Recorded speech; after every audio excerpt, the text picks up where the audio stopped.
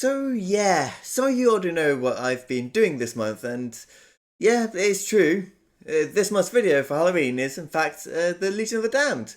So allow me to show you how I made one of my own, with kit bashing.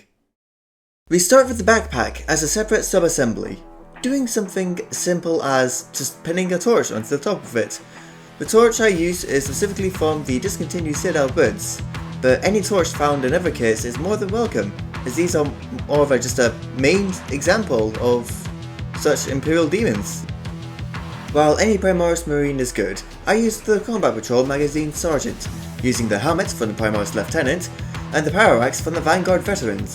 To decorate the model, I used the Citadel Skulls kit, some monomer plastic rod to pin the skulls in place, some 1.5mm jewelry chain, and some green stuff to make some flames to wrap around another Citadel skull, pinned down for the head. Since I am beginning to go back into my one long main video a month, here is a list of paints I used in this model.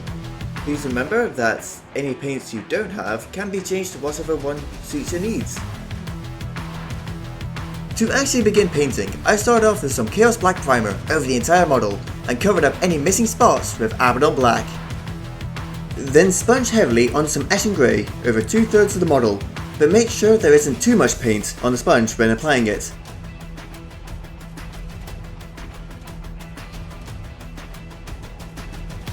And finish the main colour with Mechanicus Standard Grey over the top third of the model.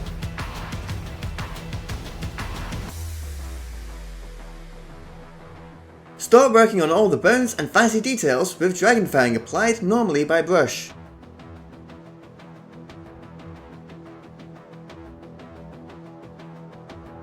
Now we base coat the flames with Avalanche Sunset. Also, use the paints to make a freehand flame on a free shoulder pad or tilt shield, like what I'm about to do on this one. Next up is the Tyrannid. I used Death Guard Green for the carapace of the corpse. After that is Goblinoid Green for its soft flesh. Try to be careful when painting under the foot. Base coat its tongue and teeth with Royal Cloak. Again, try to be careful when getting close to the skin. Sorry, but the quality made this clip quite unusable. But Chocobo Orange was next, being applied to the top part of the freehand. Now for both the metallics used. Starting with Iron and Steel, going over all the chain, helmet piping, torches, weapons and vents. Finish up with the base step with Balthasar Gold, being applied to the weapon ornaments and handle, as well as any trinkets left on the belt.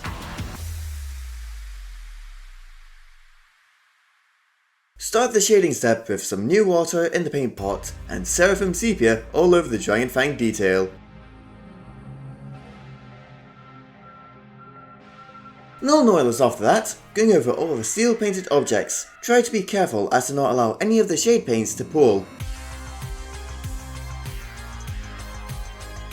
Proceed with the Thernian Carashade, going over all the green on the Tyrannid, both the carapace and the flesh. Up next is Casandor Yellow, being applied to all of the flames on the model, then use it as a recess shade on all the black armour. Shade the last metallic colour with Agrex Earthshade all over it. Don't forget to apply it to the handle and the trinket. The final shade is Druchii Violet, going over the burgundy of the Tyrannid. Do try to be careful here though. Begin the layering step with Uriel Yellow, going over all the bottom third of the flames found throughout the model. Then, apply on Fire Dragon Bright on above the yellow, 2/3 up from the bottom.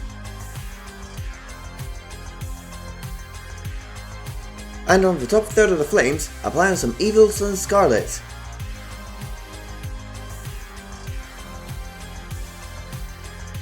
Finish the flames with some Ashen Grey on the tips to emulate some smoke.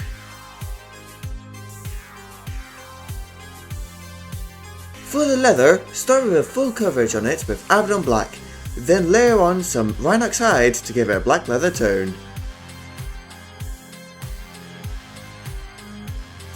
Ushabti Bone is next, going over all the bone details.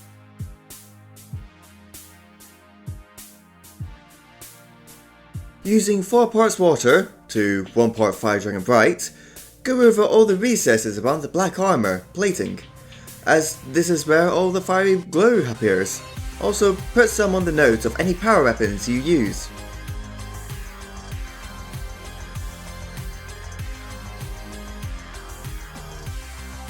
Let's go back to the Tyranid, starting with Urban Camo over the edge of the carapace. You can also use this paint to apply any patterns you want onto it. After that is done, apply some Moot Green over the soft flesh of the Nid. Careful not to get any of it on the armor or its teeth. Then finish the Tyranid with Runic Purple. This just goes over the teeth and tongue. Return to the metallics with Dragon's Gold. This is going over all the pieces we have done with Balthazar's Gold.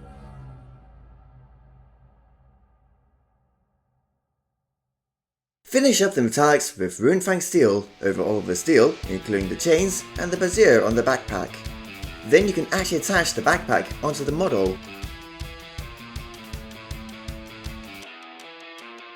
Before you can actually go onto the basing, add some Uriel Yellow onto the lenses of the helmet and it's ready!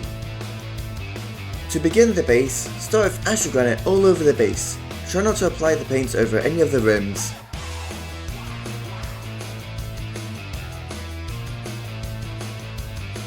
Once that is all dried, add some Valhalla Blizzard all over it, just using the Astrogranite as a primer for the ground of this frozen hellscape.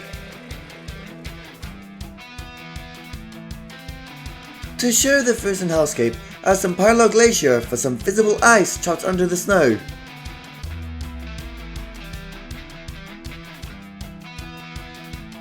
Since I had actually run out of the original black, I used Doom Death Black as the paint up for the rim, just doing a couple of thin coats to make sure it's nice and well maintained. Lastly, add on some Alien Frost 8mm from Gamer's Grass to complete the base. And now the model is complete. And there you have it. A model perfect to be seen as a daemon of the Emperor. Thank you so much for waiting for so long for this video.